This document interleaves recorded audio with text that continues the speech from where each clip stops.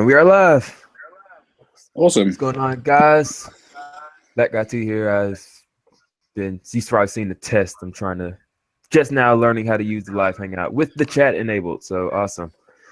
I have Connor with me today. He's across the pond over in the UK. And he's come to discuss minimum wage. And he's been asking me for quite some time since I put out my original video about my problems with minimum wage, asking to come on and hang out, discuss it, if we can get I have Connor with me today. Oh snap, hold on. Across the pond. I'm getting a little bit of feedback here, dude. Just quite a lot of feedback. That was my my YouTube. It was actually playing in addition to this. Oh, okay. So. Okay. My bad, guys. I know I'm a fucking noob, but yeah. You got to silence that. All right. So, Connor, any little introduction would do for yourself? Give people an idea of what you where you're from. Okay. Yeah. Obviously, I'm British. Lived in the UK my whole of my life. I live near London. Most people won't have heard where I'm from, so I won't even bother. But yeah, essentially, I watched a minimum wage video. I'm a left-leaning libertarian myself. I don't completely reject the state like you do. Watch quite a lot of your videos. Think you raise good, rational points. Obviously, there's minor disagreements in some areas. So I just thought we delve into, what kind of problems I think libertarian views may come into, etc. And we can maybe iron some things out, see what it's all about. All right, good deal. So with the initial criticism, of course, we're going to start off with minimum wage. Okay.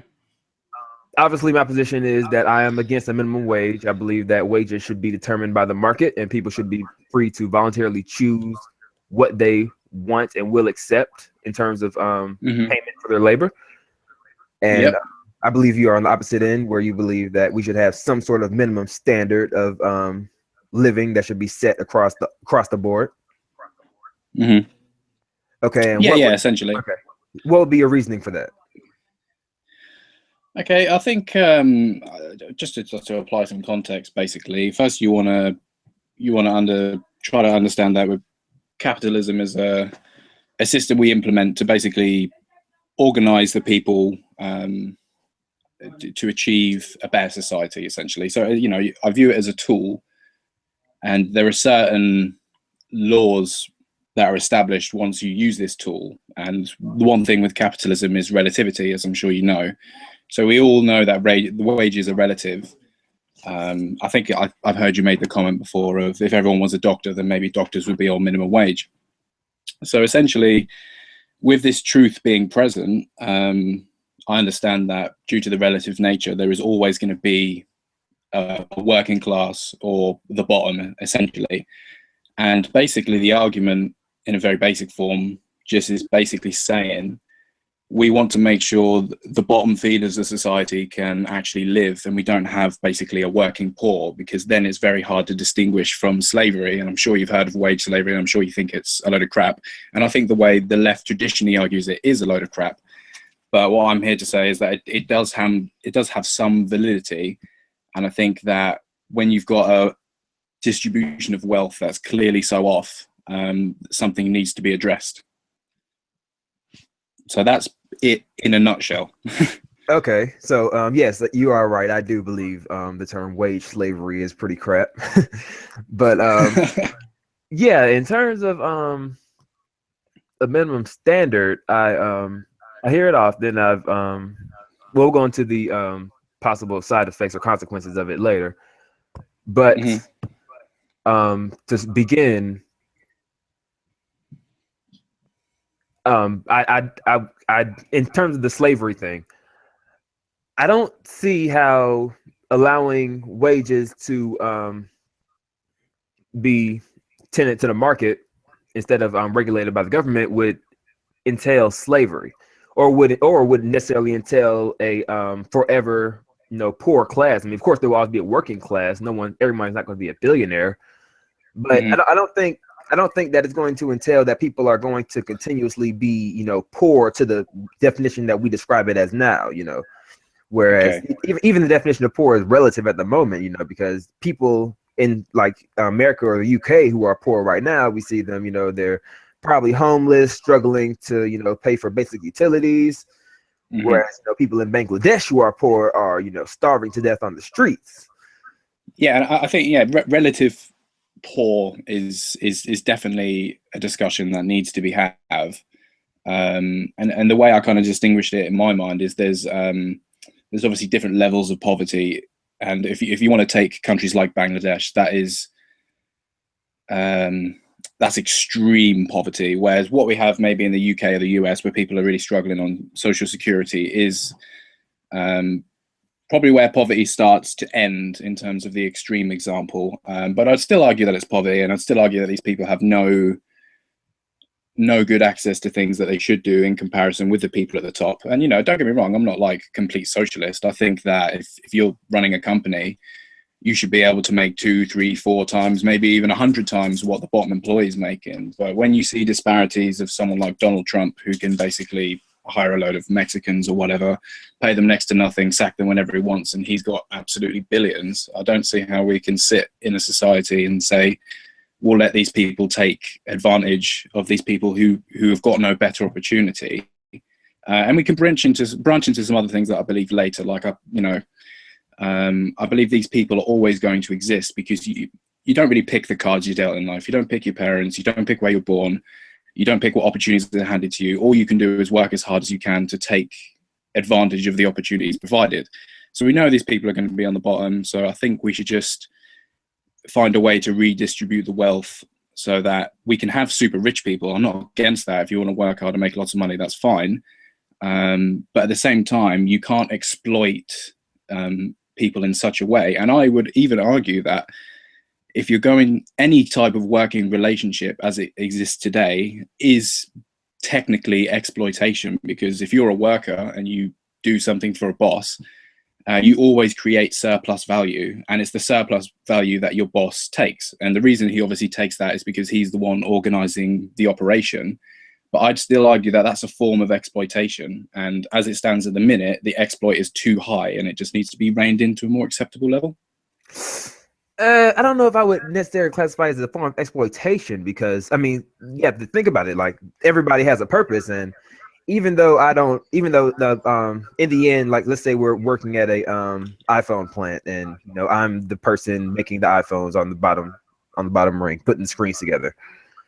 Of course, in the end, there's going to be a surplus value when they actually sell the product, but Exactly. it's not as though I would be able to attain that surplus value on my own if I was not part of this company, because I don't have the tools to generate the resources to hire the labor, or to basically make the whole thing to come together. So outside of this system where there would be a surplus resource, you know, I would get nothing. So I don't really see that as exploitation.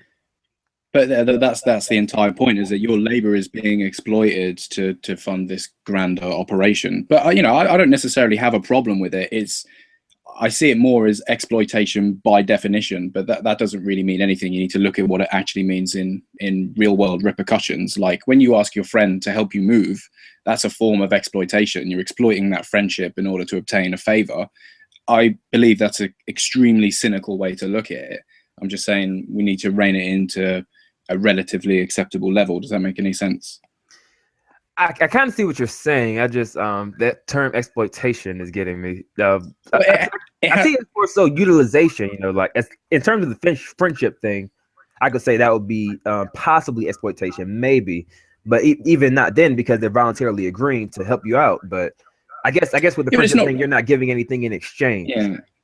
But then again, you go back to the tool we implement to organize the populace, which is capitalism. And can you really call it a choice when you've got, well, obviously you wouldn't agree with this, but as it exists right now with the state, there's tons of regulations. You're not free to just live off the land and do as you please. You are heavily influenced to work within the system we currently operate in a way that, you know, I'm sure we both agree there's too much, and you know, we could probably branch onto that later, but you are severely funneled, and if you try to break from that mold, you're either going to be really successful or you're going to be where the majority lies, which is, you know, flat broke. Well, let's go back to this. We said this quite a bit. Capitalism being a tool that's used to control the populace.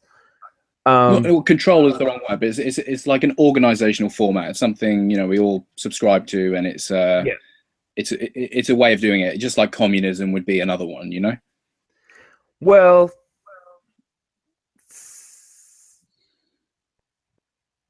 for me personally, I see capitalism as just like a natural cause and effect of human nature, exchanging labor for mutual benefit voluntarily, or exchanging products. So basically, trade is capitalism. And I think that's just a tenet of human nature for us to thrive as a society. I don't think it's a tool that somebody came up with, like, you know. Well, I guess I could see it that way, because, you know, somebody had to come up with the idea that, hey, you have bananas, I have coconuts. And I can't climb the tree to get the coconuts. You can't go across the pond to get the bananas. So let's make a trade, you know. So and capitalism is a loaded word, and I think it also strongly implies the use of money, whereas direct trade, it is capitalism, of course it is, but I think it also strongly, you know, is linked to money, and the idea of using money to exchange for goods, because obviously money is just another tool that we use to make it easier, essentially, isn't it? So on the topic of money, what do you think should be a fair amount, as things stand currently, for a minimum wage? Well, it's different for different areas. Obviously, I live in the UK, and I'm sure where we had a bit of not a comment spat, but I left one comment, and then the time difference is obviously a problem. So I didn't reply to everything straight away, and the thread you was on was completely loaded. So I basically said, you know, I agree with Sargon that when you worked it all out rationally, and that was the best case scenario, that's providing, you know, you don't get sick or your car doesn't break down, or, well, he didn't even have a car in that example, but, you know, nothing goes wrong. You don't buy presents for anyone. And that is currently at £6.50 in the UK. I can only really speak for the UK, not massively inept on, you know, US sort of minimum wage. But I'll have a stab at it. But yeah, back to the UK. I think somewhere in the realm of £10 an hour would cover everything to a point where you could, what I call it is participating in society. So in Sargon's video, he clearly laid out that the minimum wage is enough to just about barely keep your head above the water without engaging in any social activities and nothing going wrong ever. And all I want to do is maybe increase that by £2 to £3, £4 maximum, so that you can pay your rent, you can have your basic necessities, and you may be able to afford to once a week go out and actually participate in, you know, some social activities. I'm not pure, like, I'm not super left to the point where I think that you know, you should be entitled. I don't like the sense of entitlement. I just think it's you have some people who can afford 6-7 houses and have 2 Ferraris, whereas other people can't even afford to do a basic social activity like go out for lunch. So doesn't that entail that or imply that the people who are making the wage necessarily need to pay for renting, housing, other utilities? Because there are people, you know, especially younger people, who don't have to pay for those things and who would be fine working for a lower wage. You know, people who may be in university, or someone who may be just getting a summer job, living with their parents. Yeah, and I see that as a you know, that's legitimate, and we have a tiered wage system anyway. It's less for younger workers, and it is for the reasons you're going to bring up later, I'm sure. Is one of the problems you can possibly have is that people with less experience find it harder to get into the job market. So it can be tailed on a, you know, an age scale if you want. So, you know, someone who's younger would be entitled to take less money. I'm not too sure how much that reasonably work. But yeah, it's, I think you're right. What you were saying, it has some truth in it. But that's just one of the problems which I'm sure you can solve through other regulatory factors. Perhaps. And so my primary issue with the minimum wage, aside from all the economic side effects, would be that the minimum wage is essentially someone else dictating what I should be able to sell my labor for. What, by basically telling me this is what you need, this is the minimum standard of what you need, and if you feel that you need that, if you feel like that you will agree to accept less, or that someone else is willing to pay you less and you're okay with that, you cannot do that. Yeah, but we also understand that we live in a system where there'll just be heavy amounts of undercutting, and I think me and you can both agree that corporate greed is a real thing, and that they will pay as little as they possibly can. And this is evidenced by a lot of transnational companies operating in countries where they are actually implementing basically what is, by definition, wage slavery. You've got people jumping off buildings, killing themselves, and that's because they're allowed to sell their labor that cheaply. And what you have is this problem where there's a balance of power. So the poor are so in need that they will take anything in order just to feed themselves, which is completely reasonable. And because all the power lies within the big multinational companies, they're able to exploit this very quickly. And that's how the minimum wage was actually invented in the first place. Like in regards to the British history, at the start of the Industrial Revolution, you've got people working in plants for 12, 14 hours a day, exposed to really, really harsh chemicals, being paid barely enough to even feed themselves, but they had no other choice. And you just see this exploitive relationship. And over a period of 100, 200 years, people fought for workers' rights, etc. And that's how we got a minimum wage in the first place. So I think this, it came about organically because people were sick of being screwed. And now we're at a time where people are screwed so far, far less. I'm proud to say we live in a day and age where even if you are on minimum wage, you can actually afford to look after yourself just in these countries. All I'm suggesting is I think there's still some legwork to be done. And I don't even think we're necessarily that far away.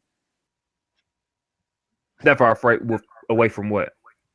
Achieving an acceptable minimum wage standard. And I fully concede that this is completely subjective. You could talk to some nut job who says we'll pay someone £20 an hour because everyone deserves to be buying brand new cars and having 10 kids or whatever. I don't believe that. I think a sensible definition of what the minimum wage should deliver is for it to support you and possibly up to one child and have enough money to partake in social activities on an extremely basic level. If you're an unskilled worker, I agree we should leave it to market forces as best we can. The only reason we put the minimum wage in the first place is to protect the class that can be exploited so easily by really big companies. Okay. And in terms of like the China, where people are currently committing suicide due to harsh conditions and large workloads and such, I hear this brought up a lot, and while I am sympathetic to it, it's not really that good that people are trying to kill themselves after working 18, 20 hours a day.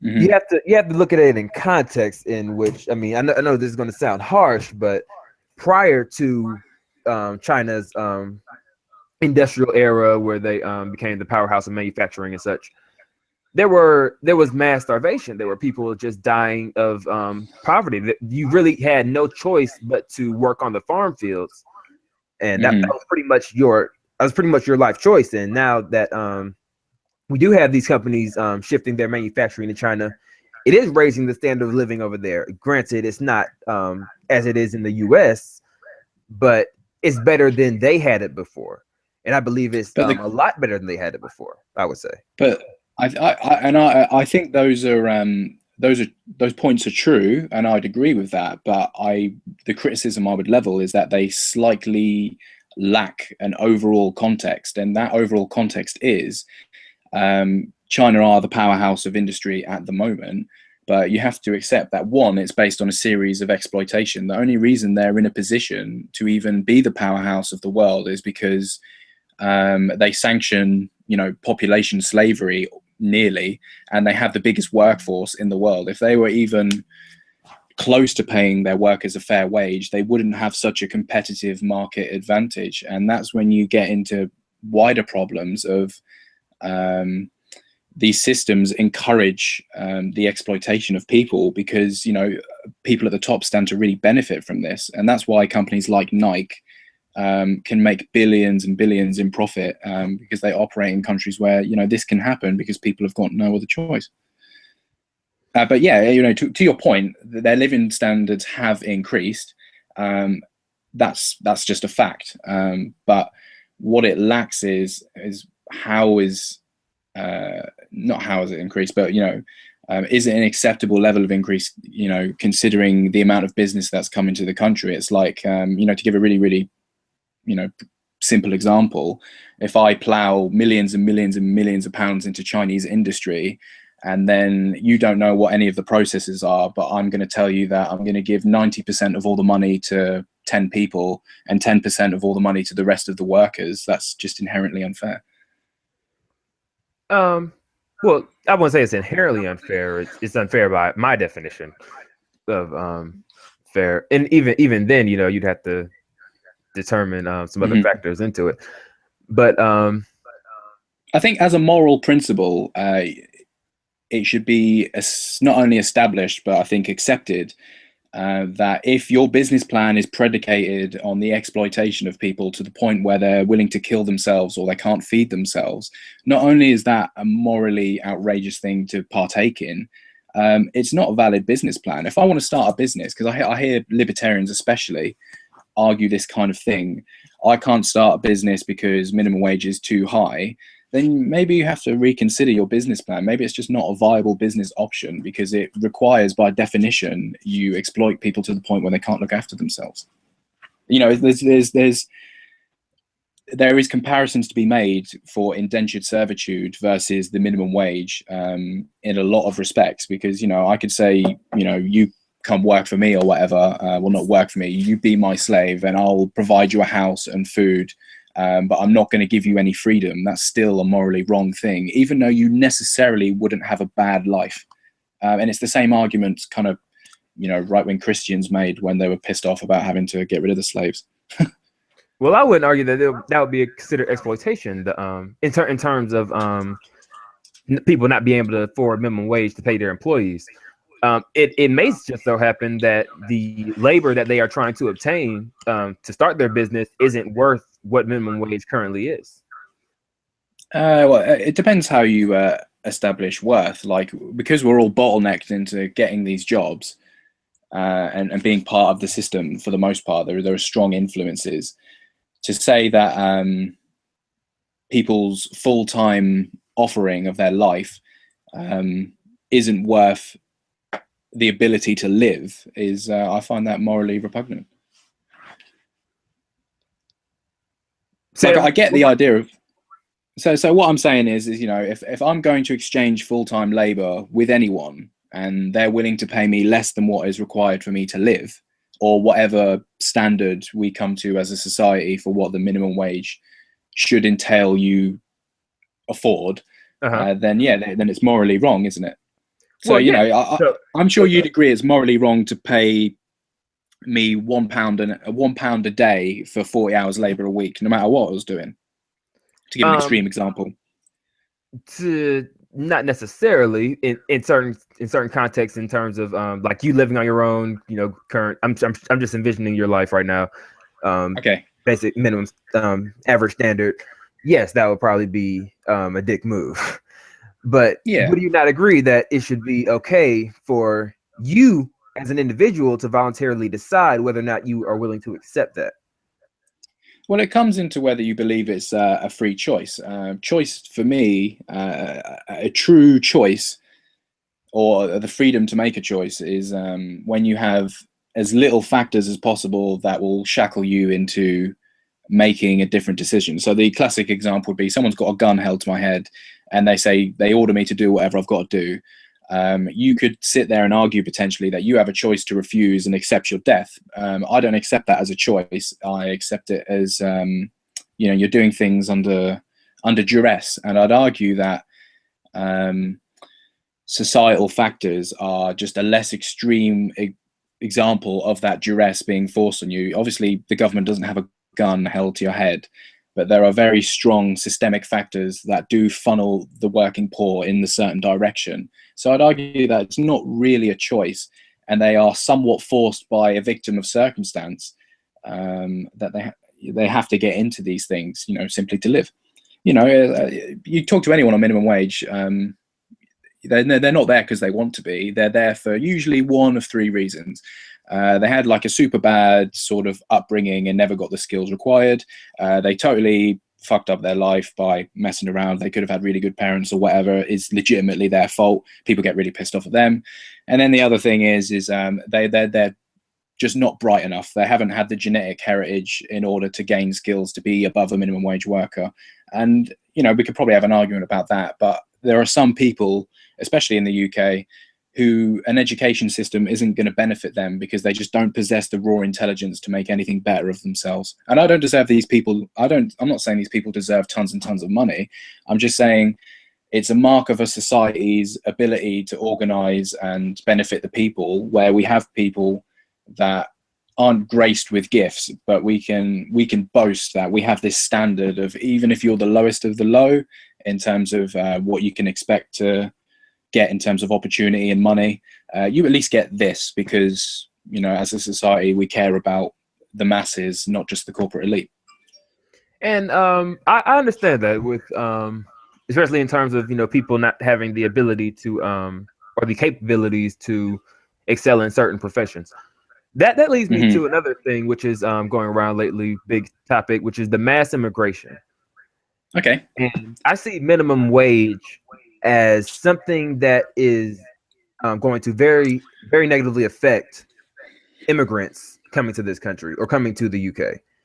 People who don't have any prior skills, who are basically only good for well, it's really funny you should say that, because a lot of it is expressly linked to culture. So, for example, we have a mass influx of Polish immigrants who have come to work in the UK. They take jobs in hotels and other just basic jobs, because most Poles who come here actually speak really good English. And what we're finding is that culture has a real thing to do with it. So British people are, on average, in my opinion, disgusted at working for minimum wage. They don't even want to get out of bed for it. And there's a lot of circumstances, particularly if you have kids, where you're actually better off claiming social welfare. So it's created this really strange kind of gap in the workforce market, where Poles will come over and take all of these minimum wage jobs and actually be able to support themselves and support their family at home. So what a lot of them do is they come over and they work and they live with their head just above water, like I'm saying, and then all the spare money they have, they will send home. But because the exchange rate is better, you know, the people at home are getting quite a lot of money. And the other thing is there's a strong Polish work ethic. Polish people will come here and work 50, 60, 70 hours a week because they just do not care, because relatively speaking, the standards are a lot lower in their country. So are the Polish pretty much America's Mexicans? That's an unfair criticism, because Mexico has far bigger problems. But, you know, Poland is one of the countries where, since we've opened up, do you know about the EU border policy? Basically, we have to allow free exchange through the whole of Europe as a part of being in Europe. That's a thing. I can go live anywhere. People in the European Union can come here. And since that's opened up, you know, Britain is essentially the land of opportunity, relatively speaking. Okay, so which I think is actually quite a good thing. But yeah, that's probably another thing that's a giant debate even of itself, is when you border things off like this, you have areas of relativity, and then as soon as you get people wanting to switch countries, there is very much big problems, because, you know, rightly so, the British people here are going to get really annoyed that, you know, they took our jobs or whatever. And I say that lightly, because the main reason the Polish people can get these jobs in the first place is because British people are rejecting these jobs, because on average, if you've lived here your whole life, you're more likely to get a minimum wage job than a foreign worker. Yeah, and in terms of the scenario you just posed, you have the Polish family right here coming in, willing to accept minimum wage jobs, willing to work it, you know, live just above water, you know, make use of their finances how they see fit. Then you have the native who feels that I'm not going to accept this. I'm better than this. You know, we should have a higher minimum wage, and then I might consider it. Do you think that we should And raise the minimum wage to suit that of the native, since they have? I mean, they both have two different needs for their lifestyle, but the native needs more money to suit themselves. yeah, I think this is a problem in the debate. This is the biggest problem in the debate. Would you agree with me that there is no objective standard? If we're going to accept that we want a minimum standard, I think we also have to accept that there's no objective standard of what the minimum wage should really be able to get you to afford. The only hope we have is to come to some sort of consensus. Would you agree with that? Yes, I do agree. I raised the point where people say, not limited, minimum standard of living, or livable wage. A livable wage for me is not the same as a livable wage for Donald Trump. They're going to be drastically different. If we understand that it is a subjective matter, I'm not going to say here that it's I can objectively say what the minimum wage should be, but I think through a process over periods of decades, we can come to a consensus of what fits my personal definition of being able to support yourself on your own, plus being able to engage in society's activities. I'm not saying you should be able to go buy tickets to shows that cost £200-300. I'm just saying you should probably be able to afford to go for lunch or the cinema, a basic standard of living where you can actually, expect to garner some happiness. But that is, in a sense, establishing a objective basic standard. You're saying that I'm not saying I wouldn't say it's objective, because when you say objective, it's almost enshrining that this is just a truth. Well, in terms of minimum wage, it's objective because you're basically criminalizing any other standard. Yeah, you would be criminalizing it, wouldn't you? Yeah, of course. But I get that it's different for different people in different situations. Like, I get a teenager that doesn't support himself at home doesn't need the same minimum wage as, say, someone who lives on their own. But then you just get into they're just logistical problems more than anything. Society can't really divulge effectively who is and isn't in one situation, and what you end up having is where you have to go for this kind of blanket thing, where we'd rather the businesses just didn't exploit anyone if we don't give them a chance. Because where we give them a chance, they will take it, and I believe that's evidently, you can see that around the world. If you give them a chance to exploit people, they will do it. So, do you believe that if we abolish the minimum wage today, that all industries will see a dramatic decrease in their income? Or their no, that's a lie, because you have, I'm sure you've experienced this term, you have a thing where wages are sticky downwards. People don't tend to accept wage cuts unless the situation is absolutely severe. So what you'd have is, if employers try to take the minimum wage down, well, not the minimum wage, sorry, try to push wages down immediately, then of course there'd be worker revolts, people would be going insane. But I think over a period of 50 years, they wouldn't necessarily take the real world money down. I think the minimum wage would stay at $6.70. I think someone corrected me in the comments, $6.70, my apologies. It would stay there, but you just see people's real world money definitely going down within the next 50 years. I don't think it would go to rat shit straight away. I don't believe that's true. And we've seen consumer revolts in terms of, people demanding more for their labor in America, especially in terms of our manufacturing. Which is why most of our manufacturing has shifted overseas, because people decided, hey, I'm worth more than this. I'm not going to work for this little. And the manufacturing plants, they could have said, well, we'll cut our margins. We'll just live barely. We'll just operate barely above water and pay you guys higher wages. But they were like, what? No, we have people overseas who are willing to accept a lower wage and who will maintain our business.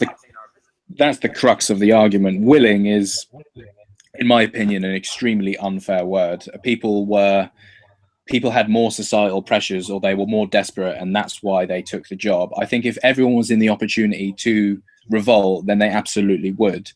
It's just in some countries, situations are so completely third world and backwards that the companies are able to exploit these people. So I think it's a really sad situation. You've got people being perfectly reasonable, saying, look, I want to come and work for you. I want to work really, really hard. I just think that my boss shouldn't be able to earn 32 million times as much as me. he should probably take a pay cut so I can feed my kids. And to have the company be so immediately cutthroat and just say, right, we'll move to some third world country where we can pay them next to nothing because we don't really care about you, is very telling. Yeah, and if like in terms of people willing to revolt, I think that people have the ability to revolt now. They just do it through government. They do it through legislation.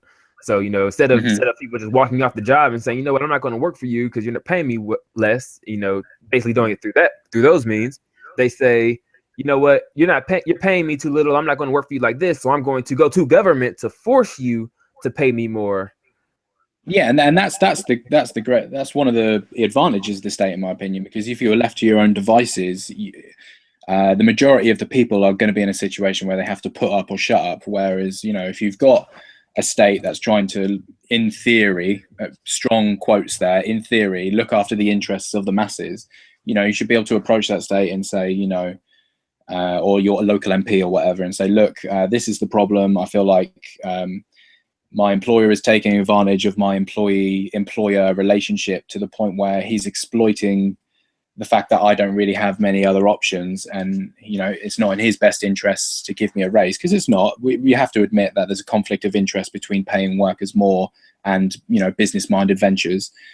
So you go to the government and then they legislate something in, and then you've got an effective means of control. Well, I wouldn't say that. I think there are a number of ventures where paying employees more is an incentive for your business model. Where it depends on what business you're in. You have to be specific when you're making claims like this, I think. Well, yeah, because if you're in, it's all dependent on the industry, and that's why. Yeah, my brother, for example, he's a software developer. He's in the tech business. There is a lot of shout out to him if he's watching, by the way. Hello, James.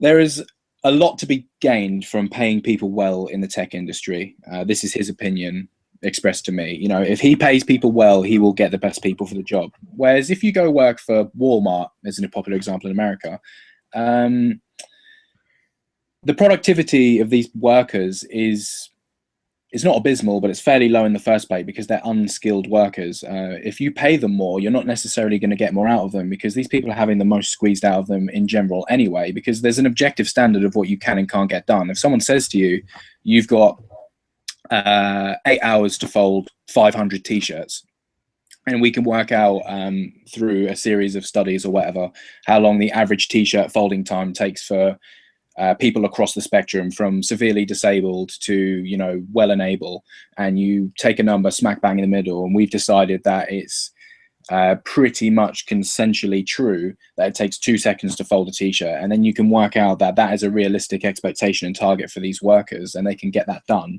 and then you pay them X amount for it. And if you paid them any more, that doesn't mean they can get more t-shirts done. It just means you're paying them more. Because, you know, a lot of people, unless you're in a minimum wage job, when you tend to get in the higher fields, if you go to mid-level management or even a high job, most people take their job seriously. People don't, if you've got a £40,000 a year job, which in the UK is, you know, you're doing pretty damn well if you've got that, you don't turn up to work and slouch. You work as hard as you possibly can for the money. What we have is it's more of a problem in the lower skilled markets, where people don't want to be there because they're so savagely depressed for working for wages that barely even, you know, fill the bank. And I think you made a good argument just now against the minimum wage. Whereas if you're paying someone for a specific amount of productivity that they can produce, the maximum amount that they can produce is X, and paying them more for arbitrarily for X doesn't equate to you receiving more productivity in exchange. So what would be the purpose of doing that? Well, the purpose is a moral argument, and the purpose is also that people on minimum wage are actually probably trying their best to produce less than what's accepted, because they're so disenfranchised with the money they're actually getting. So, for example, if we paid McDonald's employees $45 an hour, do you think we could get burgers flipped and served in about 2 seconds? No. Yeah, I agree that's objectively true, and I'd never go as far as to say $45 an hour. And I think this debate in specifically exists on a spectrum. Whilst it's principally the same to say let's pay them $45 an hour, in reality it's just absolutely not. In reality, it's it's different. You know that's not a fair example. It's not like an apples to apples comparison, is it? We're saying pay them a little bit more so they can afford to live, not pay them, what would be considered by the relative wage in the current day a lot of money. Although I get that principally it's the same, isn't it? You're making the same argument. It's just when you inflate the numbers like that, I don't think it's a fair comparison, even though the principles are the same. So to go back to the example of the Walmart worker folding clothes, is it ever does it ever fall as the responsibility of the worker to increase their productivity to make more money? Like if I'm folding clothes slow and I'm making a slouchy wage, is it ever my responsibility to increase my productivity in folding clothes to where I can possibly add more value and receive a higher wage? Yeah, well, there's always the real world versus the perfect hypothetical world we operate in when we have a philosophical discussion. So philosophically, I could lay down, in a perfect world, when you go to work, you should try to be as productive as possible, because you should have a certain degree of engagement with your job. It's, I don't know if this is just a British value or even an American value, but when you get a job, you should go there and try as a matter of principle. You shouldn't necessarily go in with a plan of I'm going to produce this much, and then at some point in the near future try and produce more to get a pay rise. From day one, you should be as productive as possible. So I don't really see where that argument can really go, especially with something like folding clothes. If you're being productive as possible, unless you get rid of your own job by inventing a machine that does it, you're already doing as much as you can possibly do. I think people should work hard as a matter of principle, and I think that would be much easier to obtain if people weren't so disenfranchised with the fact that they were getting paid really poor wages. And that's what my example was saying before, is people who get paid higher tend to work harder because they're not so disenfranchised by their job. If you go and earn £40,000 a year, people really break their backs to make that money. Of course, there's always the exception to the rule. There are the sloungers, the people who have got the skills on paper and will do anything just to have a few months at a high wage or whatever. But, in a perfect situation and on average, this is what you'd expect to see. Mm-hmm.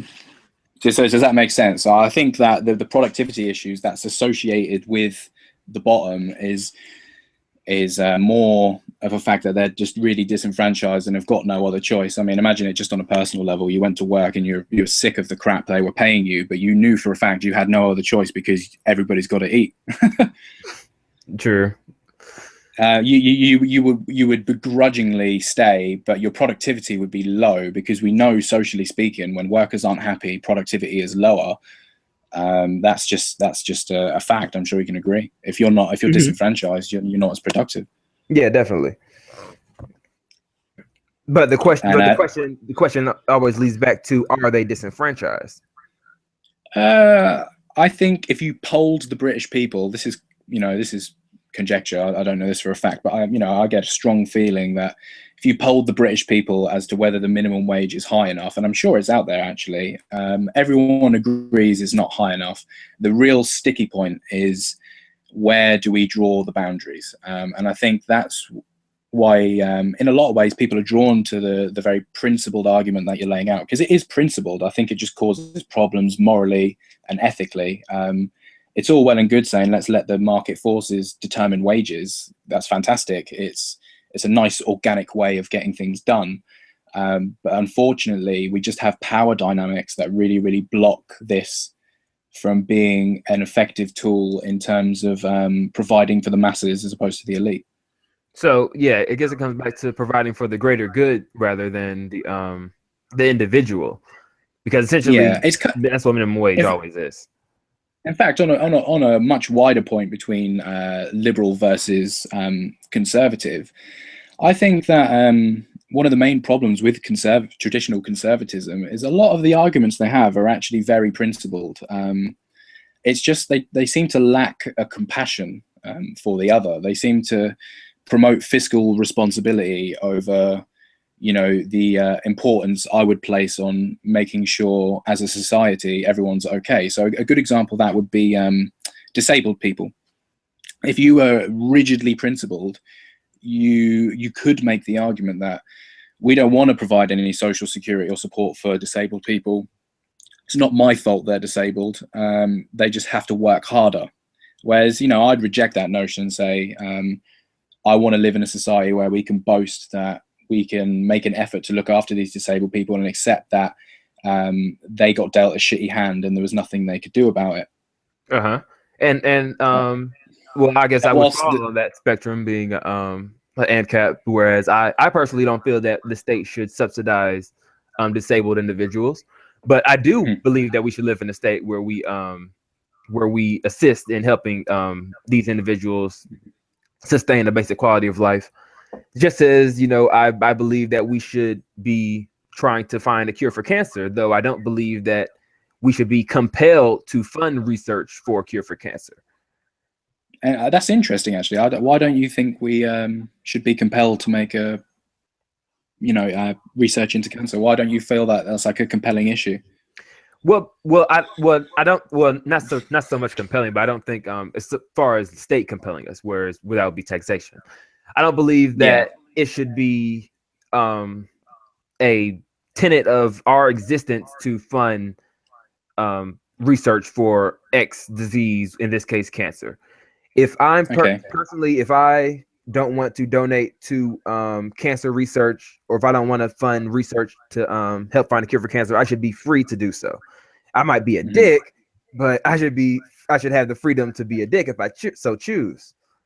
Yeah, and like I say, it's a very principled position. I think it lacks some empathy and compassion on certain grounds. And I think with when you talk in specifics with the cancer research one, there's probably a stronger argument there than there is for the minimum wage, simply because that really does come down to choice. It's about, you know, where people choose to invest their money or whatever. But when it comes to the jobs, the dividing line is I think you think it's more of a choice than it really is. Well, exactly the choice that I believe it is. And I believe it's an individual choice. I believe that people are able to make the best decisions for themselves, and the state often hinders that ability. Sorry, you cut out there. Can you just repeat the beginning part of what you said of that sentence? Oh, I was just saying, I believe it's in terms of, you said that it's easier to make the choice than I believe it actually is. I believe that it's actually the easiest platform to choose is the individual stance, whereas people are free to choose for their own being in their own certain situation. And I suppose if I was going to give you a really specific example, if you was born in like a severely deprived neighborhood to parents that were both drug addicts and had no money and no time for you, you could be an extremely different person. And I'd argue that when you're in situations, no matter how much personal empowerment we give you philosophically, it's still not a choice, because I don't accept the fact that trying to maintain your life is a choice. If you're a normal functioning human being, it should just be imperative that you try to support your own life. That's off the table. And it's not a choice when you've got no opportunity, and you didn't pick that. You didn't, we didn't, at the end of the day, we didn't even pick to be born. We don't even really pick our beliefs, where we're more molded by our environment and our genetics. And that leads on to a really other conversation that, I don't believe free will actually exists.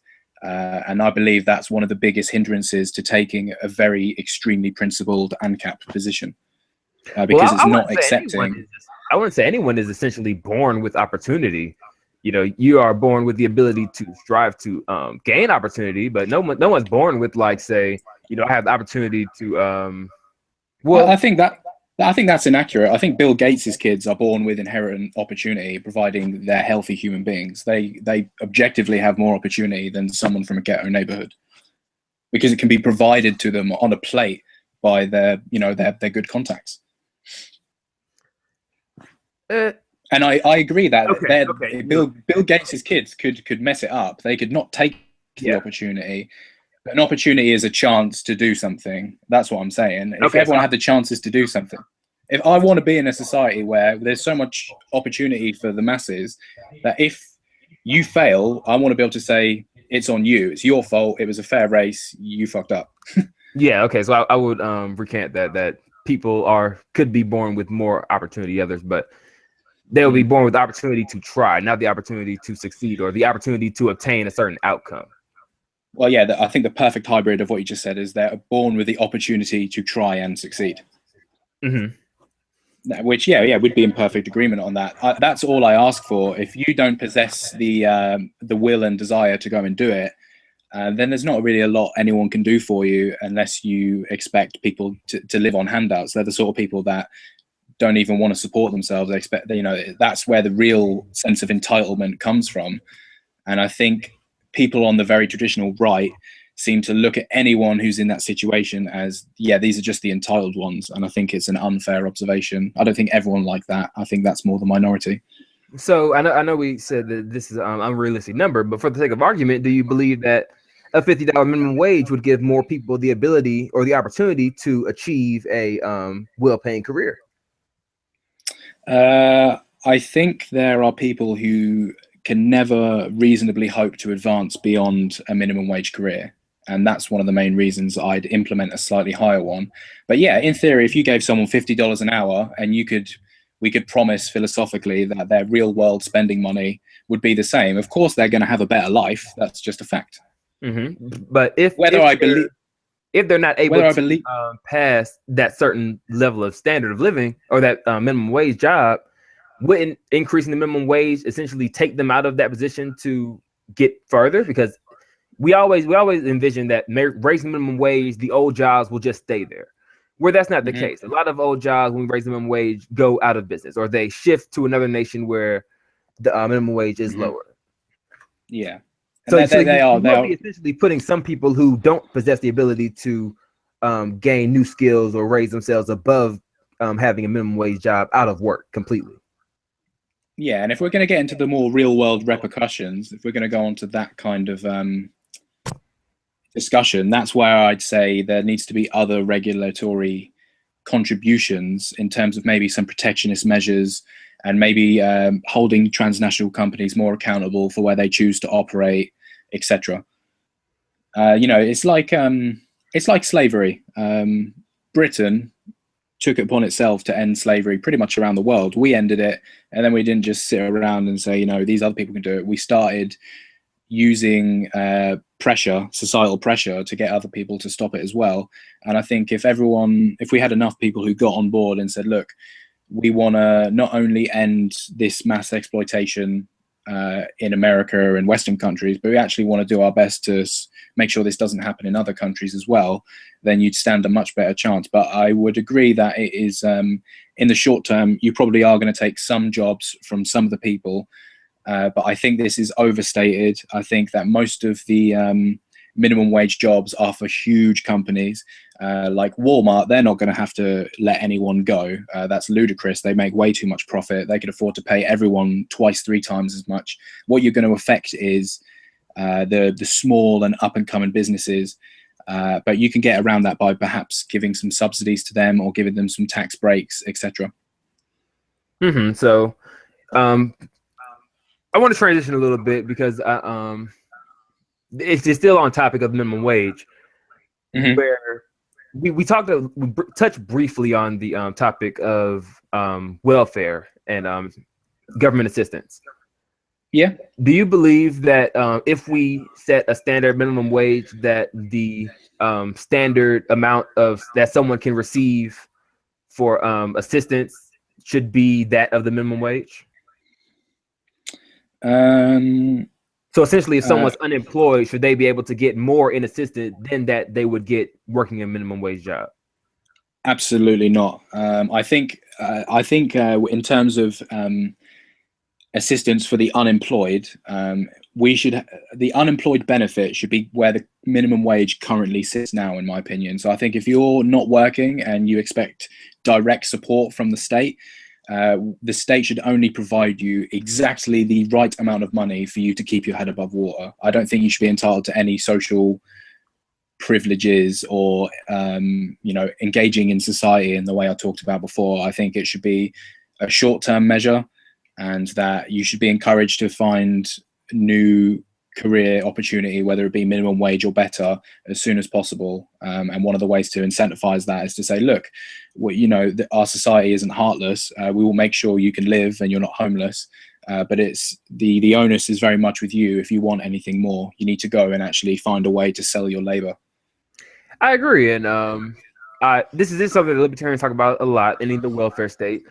And I think that the argument people make, if we raise minimum wage, then we won't have that many people on welfare. It falls mute, or it falls on its face when you say that the minimum wage will be equivalent to that of welfare. So is there really an incentive for people to get off of welfare if they're just going to make what they would make working? We have that exact problem in the UK. We've actually got people who are on welfare who do better because of the relative nature of say the housing market. I'm sure in Atlanta the housing market is different from the housing market in New York, and we have the same thing but on a smaller scale in the UK.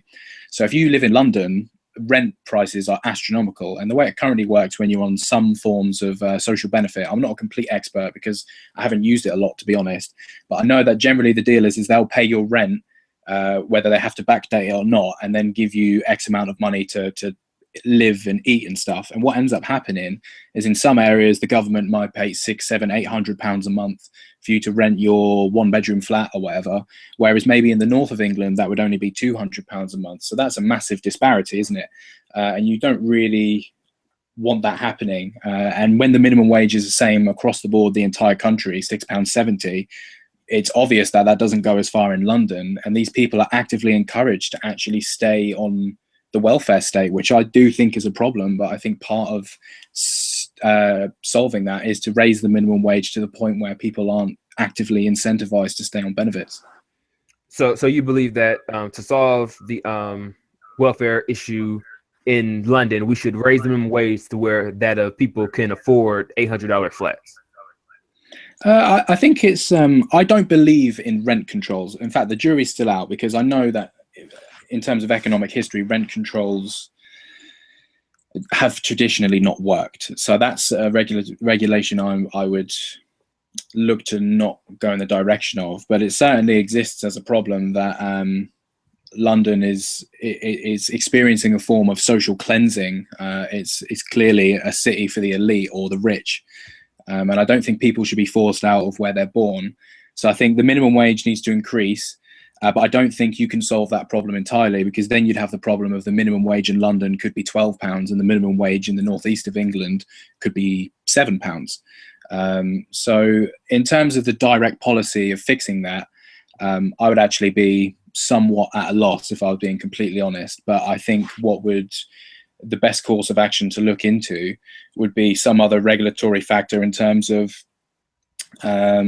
how much people can charge for rent. But I'm in the same camp as you. I want to give people as much liberty as absolutely possible. I only object to I only want to take liberties away if I think there's some sort of moral or ethical principle where that supersedes your freedom. Okay, and we'll get back on track in just a second. I just want to ask a question, because I recently watched a video on Vice where they were talking about the issue with flats and people fighting to keep their homes and stuff. And from what I got from it, it seems that especially in London, a lot of the flats that people are being evicted out of were previously essentially public housing. Okay. So they were owned by the government, and they were basically leased to these people. And now they're arguing that because the government is selling this property to private entities who, let's face it, like in New York, if there's a project complex, somebody's probably going to buy it up and can say, hey, this is 10 minutes from Midtown. I can sell some pretty expensive houses here. Why would I keep these people? Yeah, exactly. Yeah. So do you think that falls as a consequence of government subsidizing property? Whereas if it was original private property before prior to the influx of like overall wealth in the area, that these people would Okay. have legitimate reason to maintain and own their property. I don't know if I'm following correctly. I don't understand why the government help actually made any difference. Just explain once again. Well, essentially because the people never owned their property, so the government owned it, Oh, and okay, now sure. the government has the ability to sell it. They're saying, well, no, don't, you don't have the right to sell my house, but essentially it's not their house. Whereas if it was their Yeah, house, yeah, of course. if they owned the property privately prior to when London became, this boom nation where everyone's rich, they would have standing to stay where they are. Oh, well, I suppose the argument could be made that those people might not necessarily be there anyway, and if they were there, they'd obviously have the property to their name, and they could do whatever they want from it, and they'd be able to take advantage of, property prices increasing or whatever. But the people that were renting from the government because it was part of a program we're in a fairly hopeless situation anyway. So if the government have some sort of good reason as to why they need to make it private, then at the very least they need to be reasonable enough to give these people enough time to find an alternate place to live. If not, my first course of argument would be we do as much as we can to try keep it public if it was already public. If there's a reason to sell it, then that's one thing. But I didn't read the article, so I don't know why they sold it off. And it's kind of I think it's like a Western entitlement, like an issue of entitlement, where people feel like they are deserving of to where they should stay where they are and they shouldn't have to migrate. And this is something that I see building up in the West, whereas it wasn't always true, like in terms of like when people first came to America, settlers, there was the East Coast was not that great. There were the rural areas, the farming weren't booming, and then you had the gold rush on the West Coast, and people decided, hey, I'm not doing that good here. I'm not being able to afford to live like I want to here, or there's no economic opportunity. I'm going to migrate west. Whereas now people say, I'm not doing well here. There's not really a lot of economic opportunity for me or my skills, but I'm not going to move because I shouldn't have to. And I want government to make it to where I can stay where I am comfortably. Yeah, I think there's a reasonable compromise to be had between these two positions I'm going to lay out. Like on the one hand, I think there are people who are entitled and say I should be able to live where I've always lived, and someone should do something to sort me out. And I don't agree with that. But what I do agree with is that if you let that be the ruling force, then you just create a very divided, split society, and at worst case scenario, maybe even ghettos. You have a thing where all the poorer people are totally funneled into one devastatingly poor, rough area, as I'm sure there are places where is already happening, but not as bad as it could be. And then you've got all the rich who have their nice, lavish areas or whatever. And I think it just comes back to the redistribution of wealth. If the rich weren't quite as rich and the poor weren't quite as poor, you'd have substantially less of this. And I don't agree with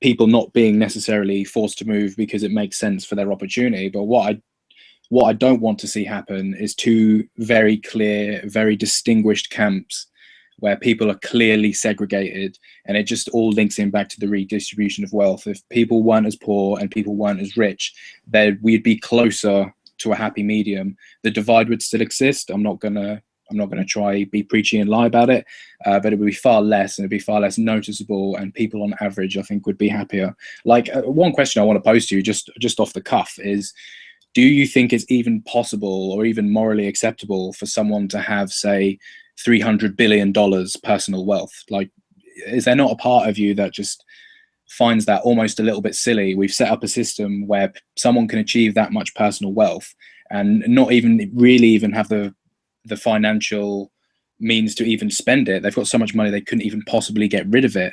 How can we live with ourselves in a society where that sort of thing actually happens? Not necessarily. I wouldn't say I'm opposed to that, and that's because if you create something that creates so much value, so much intangible value to society, you should be able to reap the rewards of that that product. Whereas, yeah, and I 100% agree with that. But what it comes down to is you've created something of monumental value, and when it's all said and done, you've exploited your workforce to a point where you can garner $300 million, and some of your employees can barely afford to live in the same city as you. What I'm saying is, why not scale that back to where someone can just have, you know, maybe 5, 6, 7, $8 billion? I'm not against mega rich people. I'm just against it to the point where it forces social cleansing in certain areas of the country, and then you've got like a clear divide. I believe this all works on a spectrum. I'm not on either end. I'm somewhere in the middle. I don't want total sense of entitlement, and I don't want people to be rich to the point where they, you know, they can't even imagine how they're going to spend the money. I want it to be more distributed. well, no, I don't know about that, because firstly, we already have, you know, I mean, now we don't have any controls over it, but it's pretty standard, you know, to the ability where people can acquire wealth, you know. And nobody has acquired $300 billion yet. That'd be quite a feat. I'd like to see him do it, though. That'd be awesome. That's just a hypothetical. But yeah, you know, when you acquire let's that go much, with someone like Mark Zuckerberg, who okay. I think he's worth. In fact, let me Google it real quick. I want to be accurate. Yeah. Let's not make any mistakes, because they'll ravage us in the comments. Mark Zuckerberg net worth. I can't believe I got the 650 wrong. It was 650 for a long time, but I think it has got up to 670. So whoever corrected me, well done. So he's worth $35.7 billion currently. There you go. Okay. So you're saying that he should not be able to obtain that much wealth.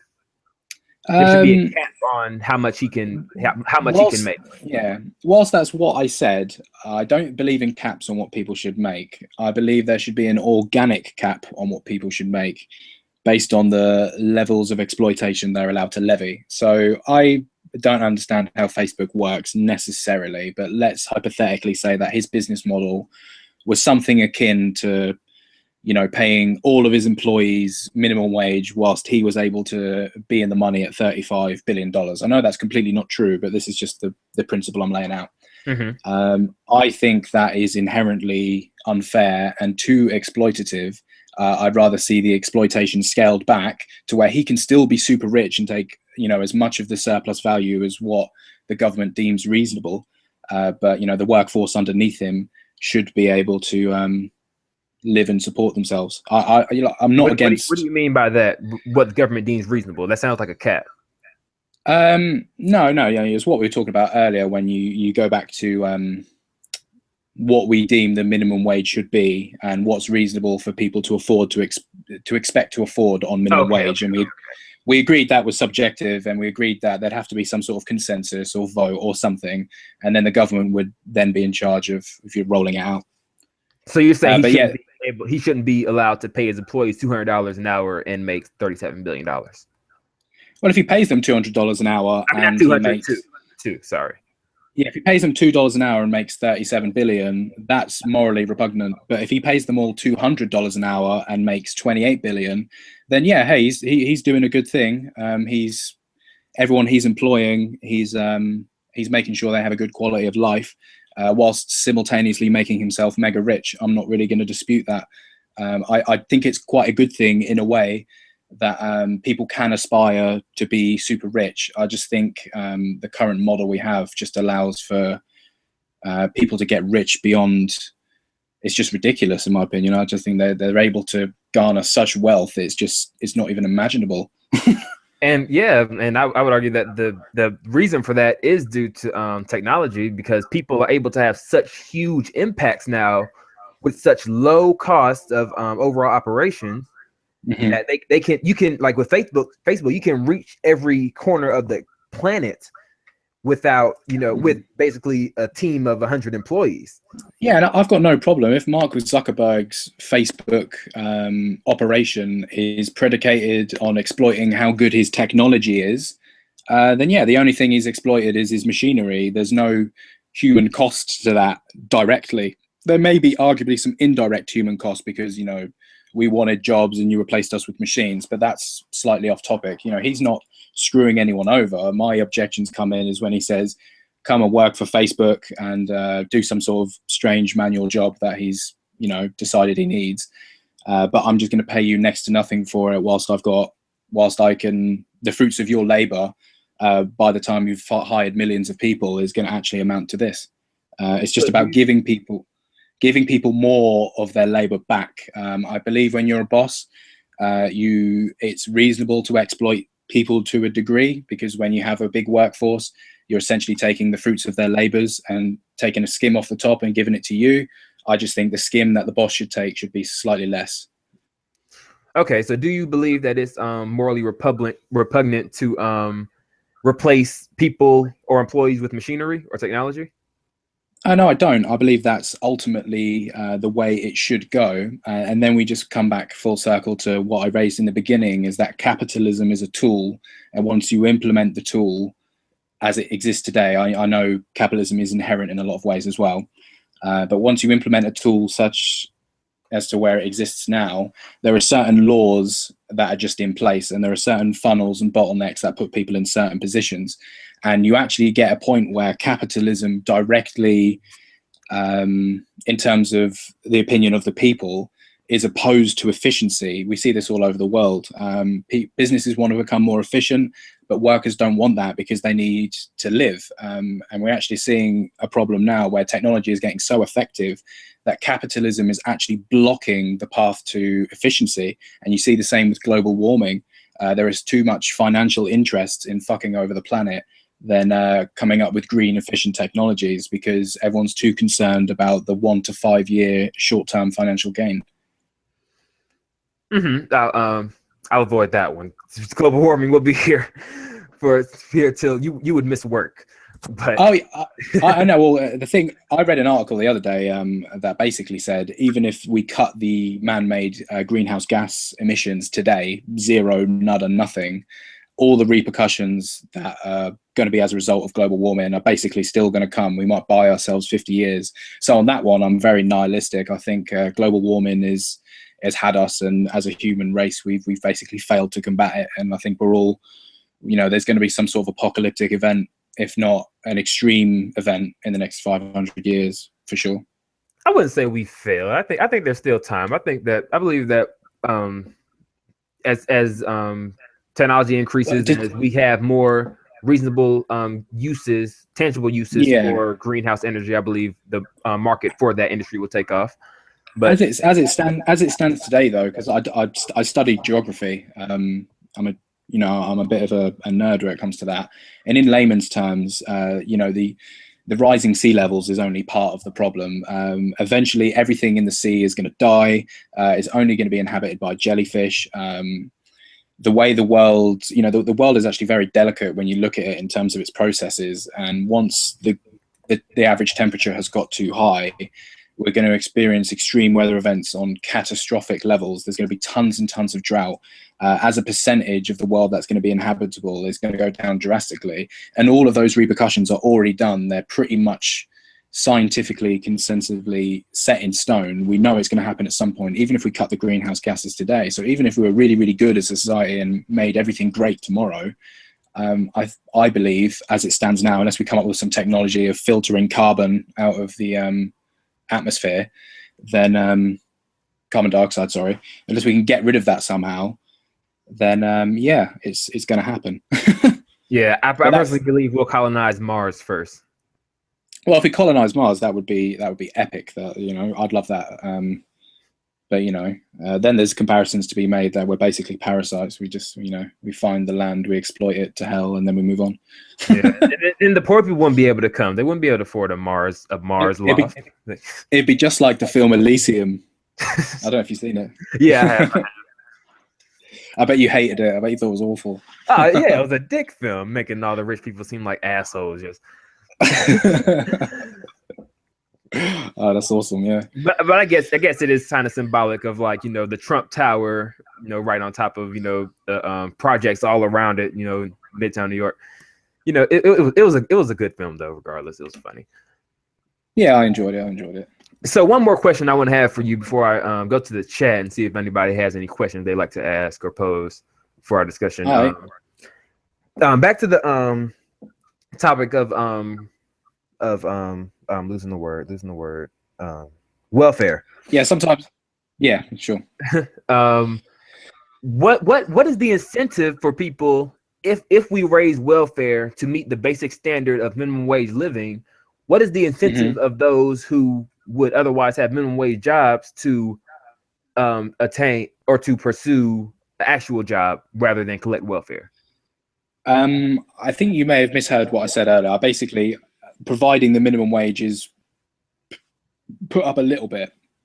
I want the minimum wage to exist, the welfare wage, if you want to call it that, to exist as the minimum wage exists now, is to be essentially a non-long-term viable solution, only a short-term measure to where you can barely support yourself.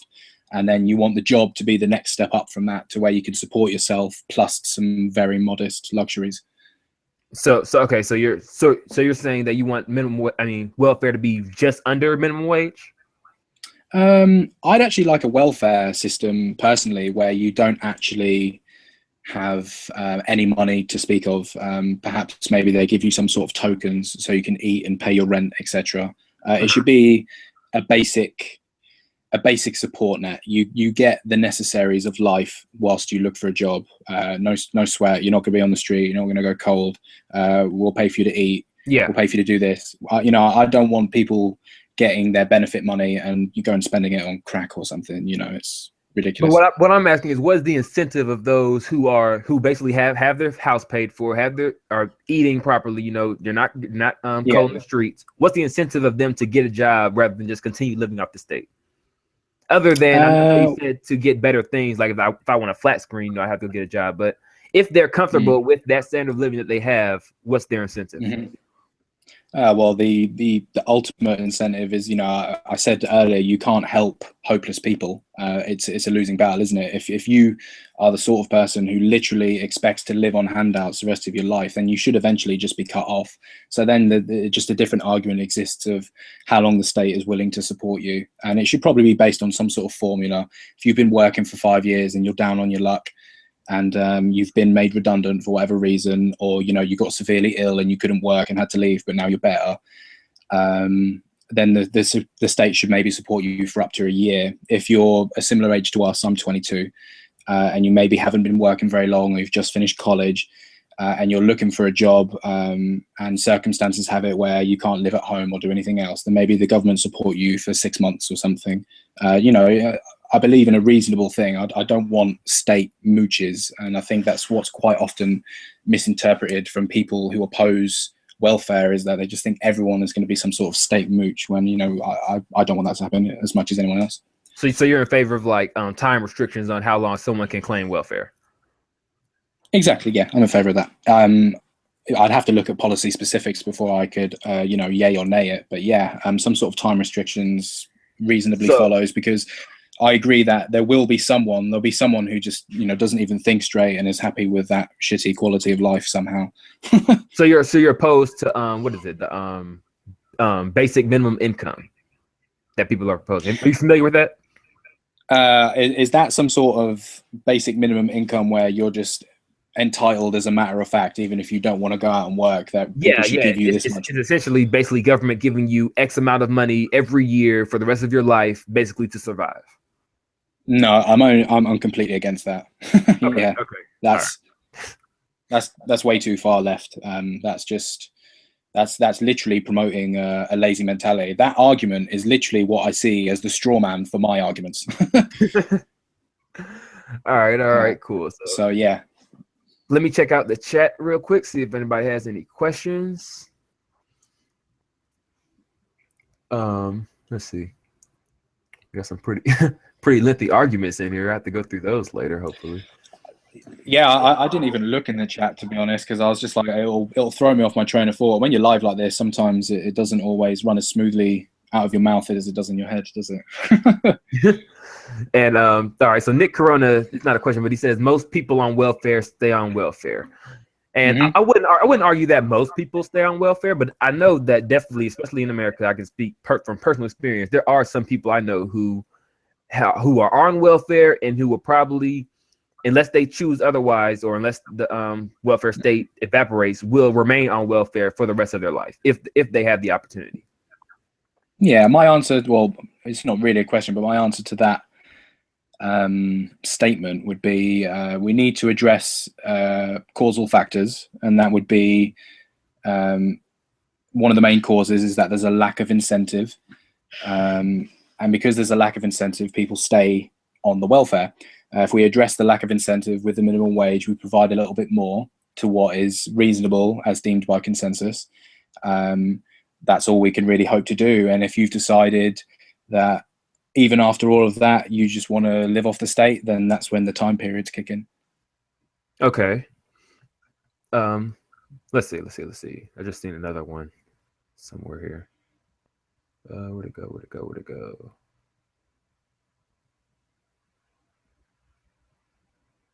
If you're concerned with losing, no, that's a statement, not a question. What's the question? I recently watched your video on gun control. I thought that was quite interesting as well. Yeah, that was that was fun to do. I have to admit. Are you in favor of gun control or opposed? I know you're in the UK, so I know you're not 100% opposed. I take a split position, to be honest. I think it's country specific and culture specific. So in the UK, I think the gun laws as they are here actually work really well. I think if you tried to impose the same thing in America, it would be an abject failure. It would be similar to the war on drugs. Hands down, people would still go do the crazy shit. People would still get their hands on guns. You can't just have something in such massive circulation and then prohibit it. But there's a very British attitude of, we don't usually let it resort to guns unless you're involved in heavy organized crime. If I've got a dispute with someone, the chance of it escalating to guns is like 1%, man. Whereas I can sort of safely say that maybe the chance of it escalating to guns, if you've got some sort of dispute with someone in America, is substantially higher. So as it exists in the UK, I'm not against it. But if we want to talk about America specifically, again, I think it's about what you said in the video was largely right. It's about addressing the causal factors. We need to understand why people go and shoot people, not just try and block their access to guns. But I think on the thing is, I think I am in favor of very vanilla gun control. I think outright reform here is impossible because of the is it the Second Amendment? Yeah. That is constitutionally not allowed. And I actually quite respect the idea of an armed militia and being able to hold your government more accountable should it become tyrannical. I think that's actually great. But, you know, as the guns are there today, you can't just get rid of them. But in terms of like the universal background check and all of that, I get that all the college students that do the mass murders would catch them. I get that even the people who wouldn't pass the background checks who are involved in organized crime would just go get guns through other avenues because they've got connections. And you wouldn't necessarily see a decrease in violence. But I kind of treat it like I do speed limits. Speed limits don't decrease road deaths. They're more of an advisory measure. And it's more about society taking a principled stance on what kind of procedures should be in place for people to do things. I agree with you that the vanilla gun control probably won't do much to impact the death. But I believe it's just one of the things you should implement whilst putting the majority of the concentration on the causal factors. Because the other thing is there's no loss of the vanilla background check. No one's at a loss. You make the gun company pay for it. It's not really that bad. No one's really going to be out of pocket.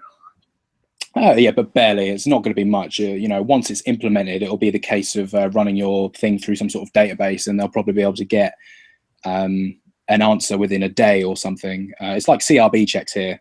You know, I think it's a reasonable thing to take. And I think there are other things that should definitely be done. Like, I didn't realize you could buy a gun from someone without actually declaring you bought a gun from them. And I like the fact that people self kind of regulate it, but I would kind of like to see some sort of official measure to, you want to know who's buying guns, even for just investigative reasons. Once someone's already committed the homicide, at least there's a check and balance in place to find out what the hell happened easier. But yeah, I agree. It's not necessarily going to stop all the deaths.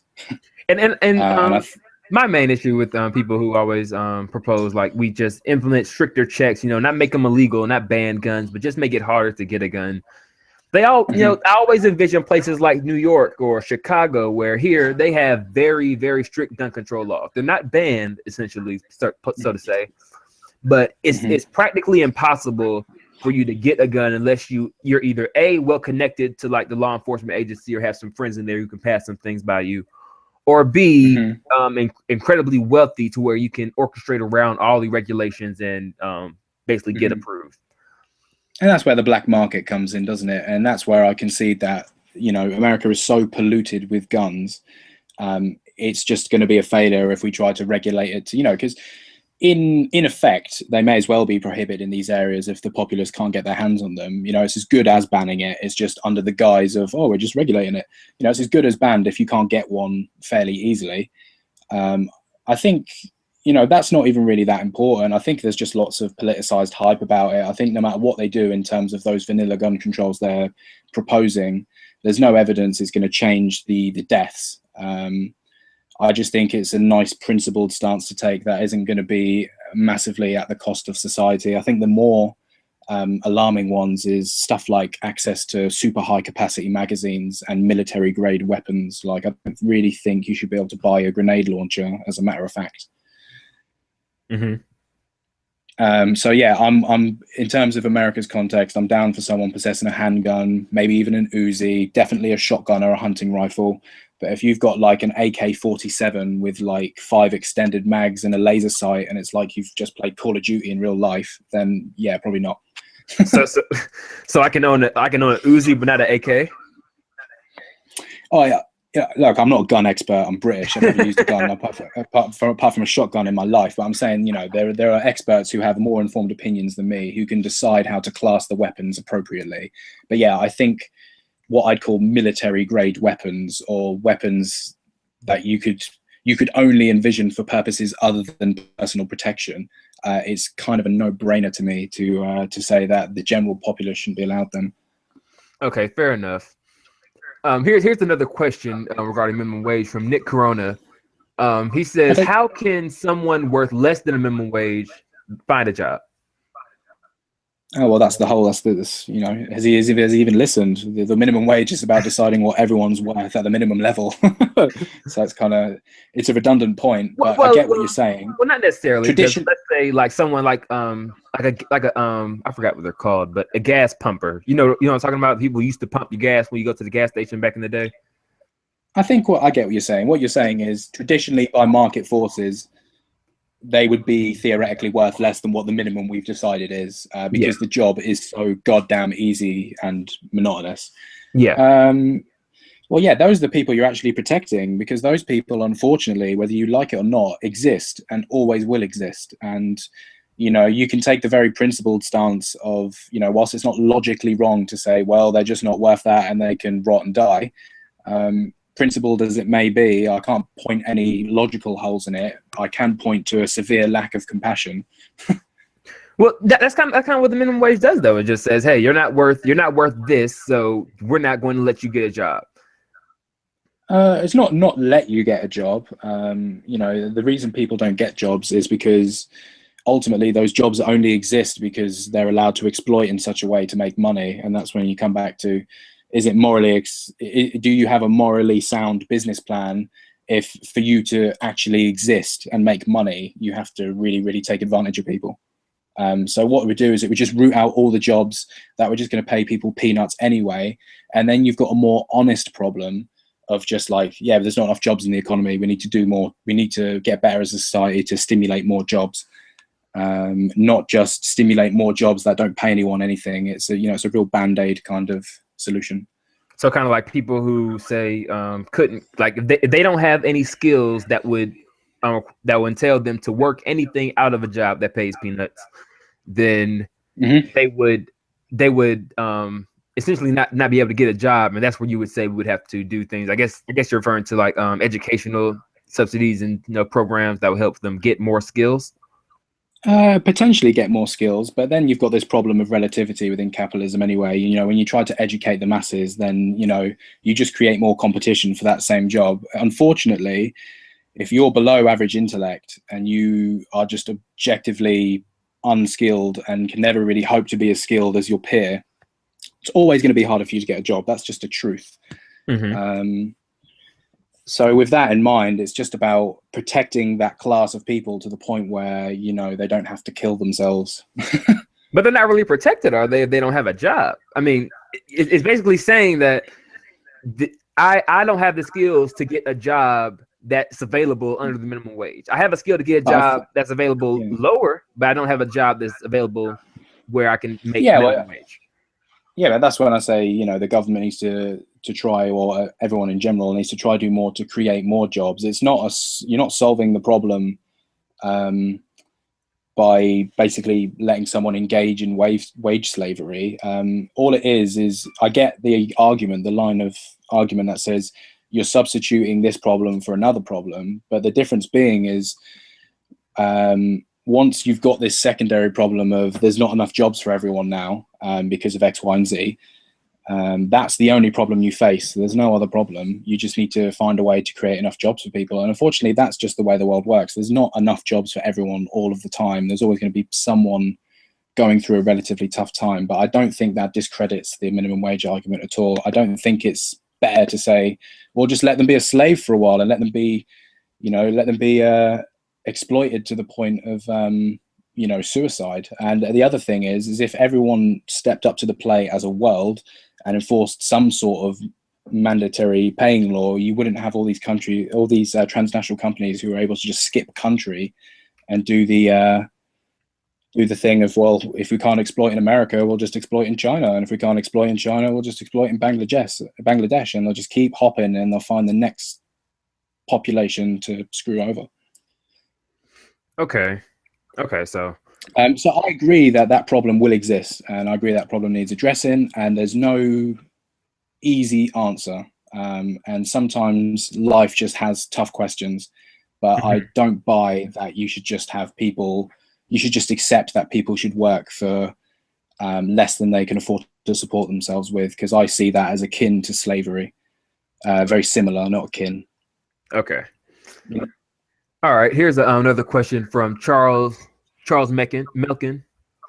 How is setting a minimum wage any different than creating a black market for people whose labor has limited value? Well, there's always a black market, and usually the black labor market exists for tax purposes, doesn't it? And people who go work in that are generally better off because they avoid the taxation. And the thing with the black market is, because there's no formal contract or anything like that, the balance of power, unless you're forced into sex slavery or something, is often very different. So if someone come to me and said, you know, can you come to my office and do some photocopying and I'll give you this much cash, you know, you may or may not accept that. They don't have the same amount of power. But yeah, it's not going to stop the black market, and the black market is just another inconvenient truth. But at the moment, we have an institutional, government-sanctioned black slavery market, so I don't really see where it's going to go. You know, it's choose between. So do you think that it will be acceptable to criminalize people who want to work underneath the set minimum wage? Not criminalize those people. They're only breaking the law because they don't want to pay tax. Like, people forget you can go self-employed and work for whatever the hell you want, I guess. It's employment that really does it. But the thing is, no one takes self-employed to where they can't support themselves, because then they just can't do anything. So it's, you know, you just hit the brick wall anyway. Well, or even not even if say I'm not trying to avoid tax. Let's just say I'm like currently like if I were unemployed and I went on Craigslist and I said I'll fix your computer for $5 an hour. Would I be liable to criminal penalty? Well, yeah, because like I say, there's reality versus philosophical thinking. So philosophically, you could potentially do that, and like it would be heinous to, you know, punish you for that. But you know, you'd probably be making just as much money as a minimum wage job or whatever, because you wouldn't have to pay the tax. And they're not criminalizing you for wanting to work less. They'll probably be criminalizing you for the tax. And then when you've factored that in, are you really going to go to people's houses to pay, you know, to fix their computers for $5 when you have to pay tax on it and you're just going to get nothing out of it? No, you just go look for a job or something of that nature, you know? Well, it leads to the point of why make the minimum wage then? If you're not going to criminalize me working, I mean, outside of tax, like then I could come back with the argument of, hey, if my employer said he's going to agree to pay tax and I'm going to agree to work for this wage, what's the problem? Yeah, like, you know, black market equivalents, you know, are just, you know, they're just an honest problem to face. But you have the choice of like government sanctioned fuckery, or, you know, people who will still get so desperate. But, you know, you're only going to force these people into desperate situations if the government does a really terrible job of stimulating the economy to the point where there's enough jobs. And your argument is basically hinged upon if we put the minimum wage up, then we're going to have really, really bad economic downturn. When in reality, I think there's enough money circulating in the economy to have good employment statistics, even with a higher minimum wage, and then the black market wouldn't be necessary. I agree, but a lot of that employment is not legal because it's under the minimum wage. No, we can have a booming manufacturing industry in America right now, but unfortunately, the minimum wage you go into healthcare regulations. But what I thought you were saying is you'd go take that job for less than minimum wage. You know, you wouldn't do that because you wanted to. Let's be realistic. You'd do that because you were somewhat forced, wouldn't you? Well, no, I could do it because I wanted to. I mean, yeah, but that's almost a non sequitur, isn't it? That's a silly position to argue from. No one's going to say, well, I could just go work at Walmart for $11 an hour, but I want to fix people's computers for $5 an hour. I don't think that's a common example. But well, it may not be common, but it is a possible thing. You know, like say if someone, what's a company like I don't know, someone less avid for gun control, they could go work for the NRA. They have the skills to go work for the NRA, and they could make, you know, 15, 20, they could make $25 an hour working for the NRA. Mm-hmm. Yeah. But if that contradicts their moral principles and they have another job opening, they'll say it like, I don't know, another like manufacturing plant where they say, we'll pay you $5 an hour, but you'll want to work for us. That could happen. And I'm asking, would that be okay? It could happen. And I don't think you certainly couldn't send people to jail, but I think you should criminalize the employers for paying that much. Yeah, you shouldn't ever be in a position where you should exploit people like that.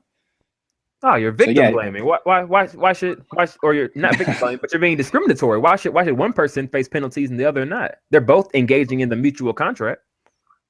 Oh yeah, of course they are, but it's about protecting the class, I guess. It comes down to very personal circumstances. You know, I think we both got to admit that's a fairly contrived example.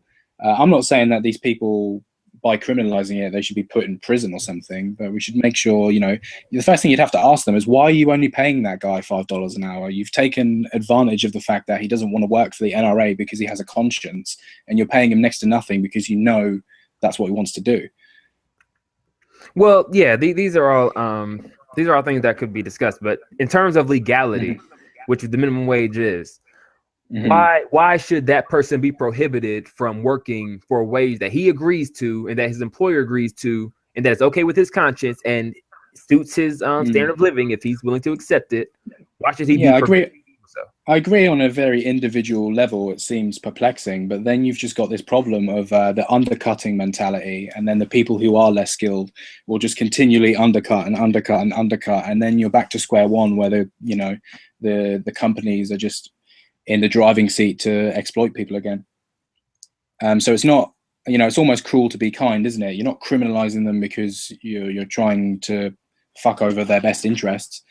You're doing it far more for the overall consequences on the whole of society, because I'm sure we can agree, if you're in an area and all it took for you to do was lower your wage by $1, and then someone tried to undercut you, you'd have to undercut them again, and we just try to root that out. And they've got financial fair play and stuff like that as well. Like I know people who worked in gyms as like self-employed trainers, and I know like a pact they had was they can't sell sessions for less than £25 an hour because they knew an undercutting war would ensue, and it would just be chaos. And then you drive the value down of whatever you're trying to sell, no matter how much you invested in the education for it.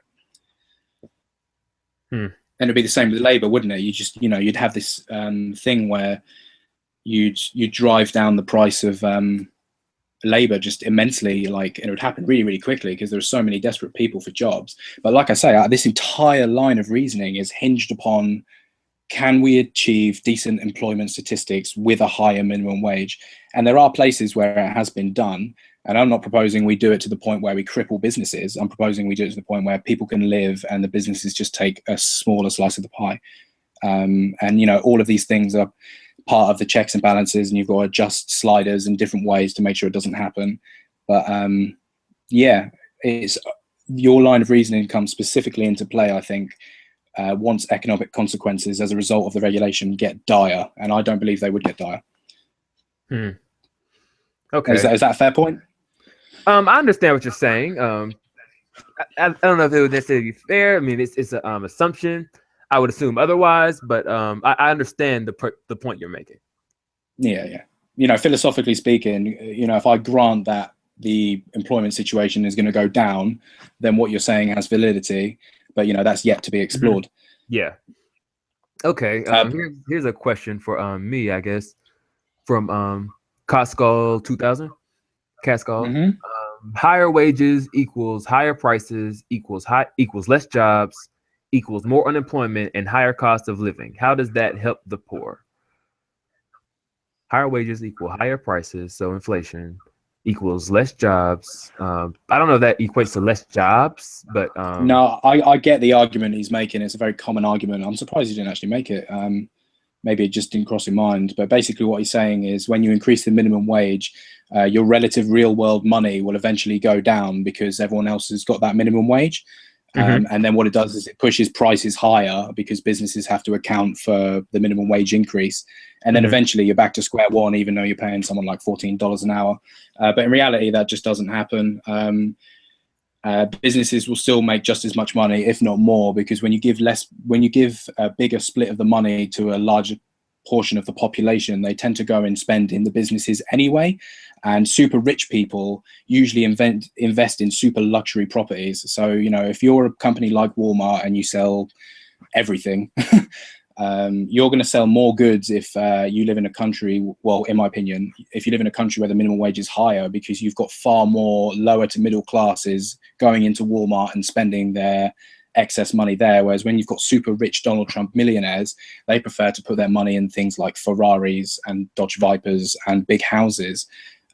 So that problem actually kind of cancels itself out. And I think it's an economic falsehood to assume that. But it goes back to the position of, I'll keep coming back to this, but raising the minimum wage to $50. You're giving more people money to spend. That's going to go back into the business.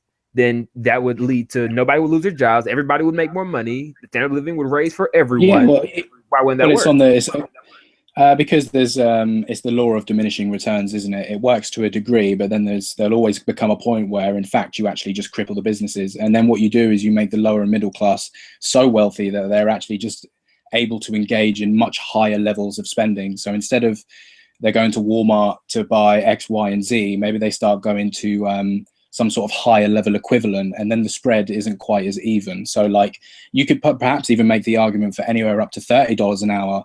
What I said will ring true, but the law of diminishing returns would necessitate that once you go over a certain threshold, you are just going to begin to cripple the business.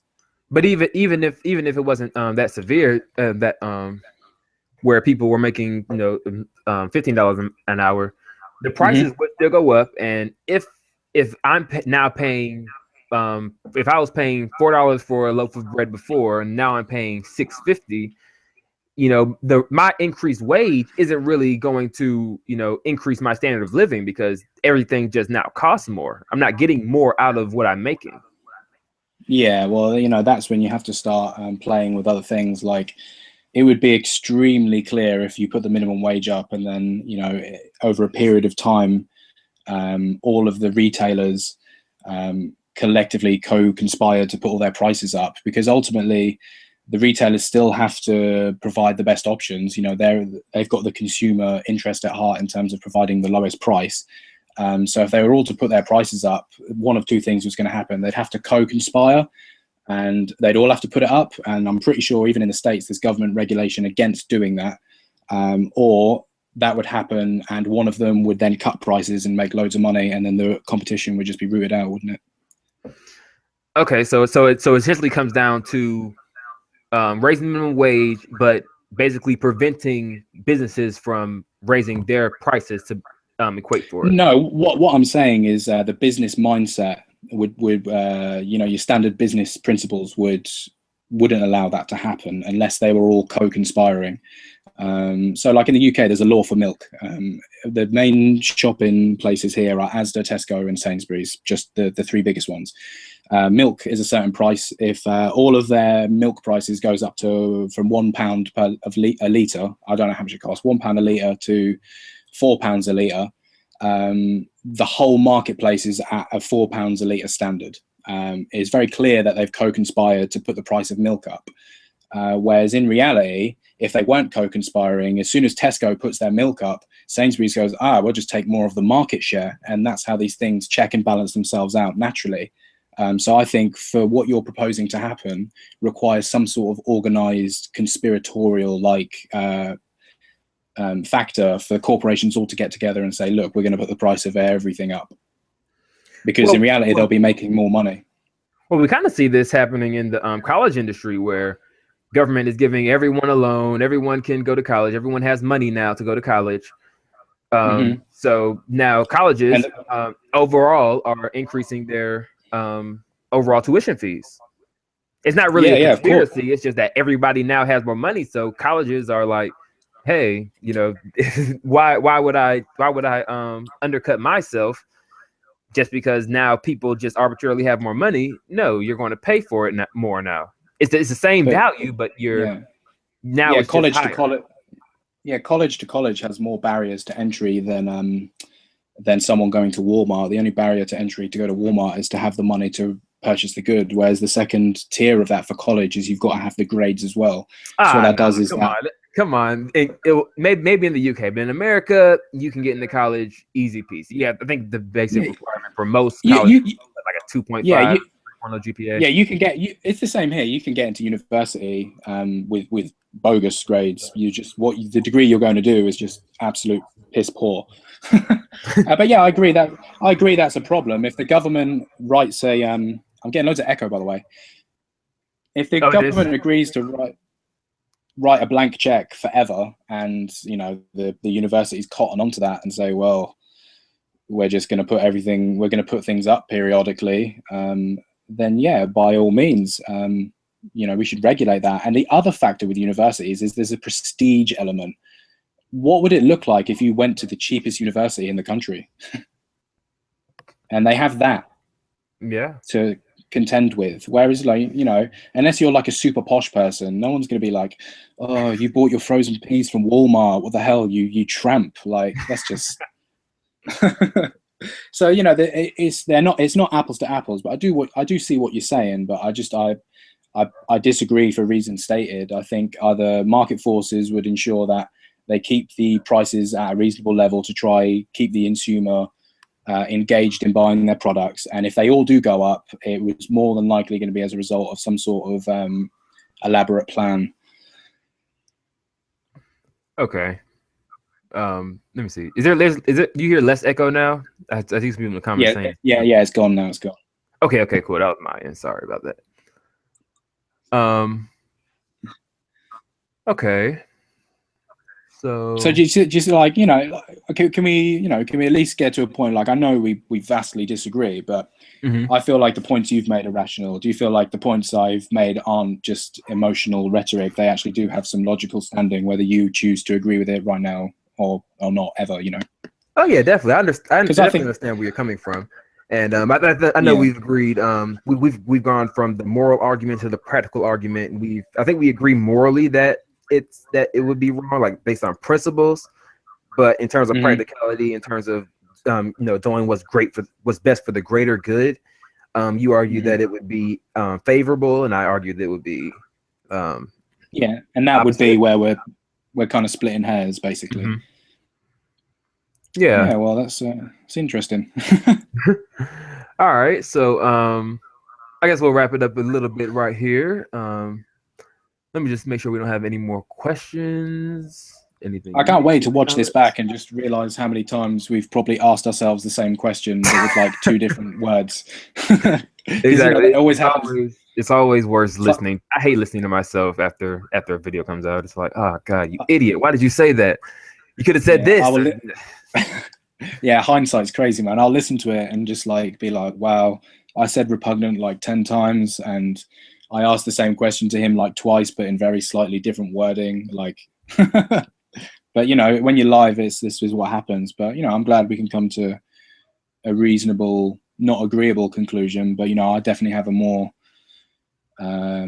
solid view of what you're thinking, and I think you can understand people who come from the more classic liberal, less Ancap side.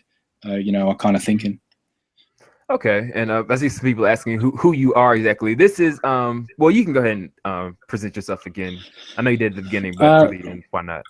I suppose in general, I'm a complete nobody, but we've all got to start somewhere. And I've got to thank you, T, in general, just because you gave me a platform. Essentially, I'm an aspiring content creator. Obviously, I like to talk about politics and stuff.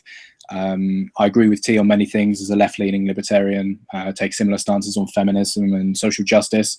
Value liberty wherever possible, and I want to create a channel where I can talk about these things, potentially hang out with other YouTubers, that sort of thing. That's me. I'm sure if T would be nice enough, he'll leave a link to my channel in the description. I'll be the only channel, hopefully, with no videos and some subscribers, but I'll put out a promise to anyone who's watched today that I will get some content up, and if anyone wants to interact with me or know any of my views, then just send me a message. I'm more than happy to cooperate.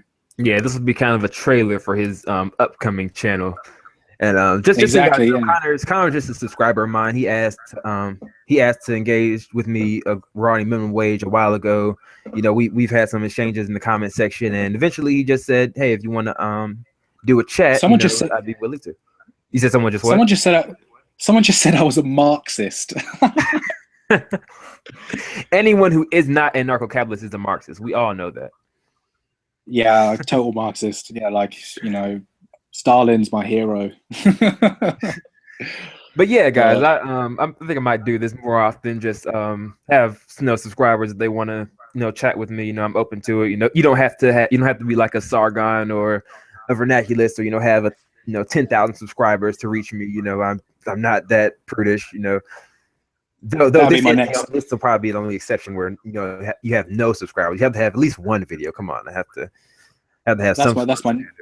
That's my next goal. I'll try to talk to Sargon, but unfortunately, the only way you get an interview with Sargon is if you're relatively big or you're like the most insane social justice warrior, Kevin Logan style. Yeah, so just throw on a face mask and infiltrate. Just say fuck Gamergate.